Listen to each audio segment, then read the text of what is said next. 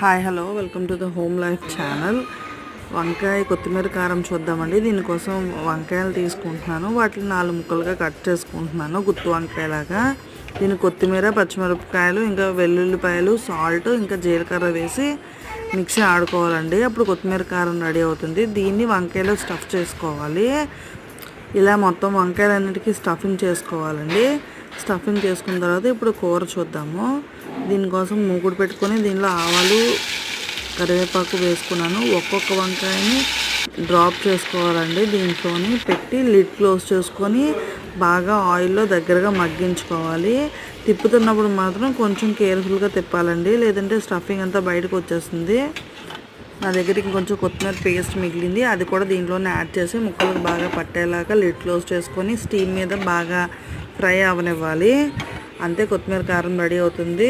Thank you so much.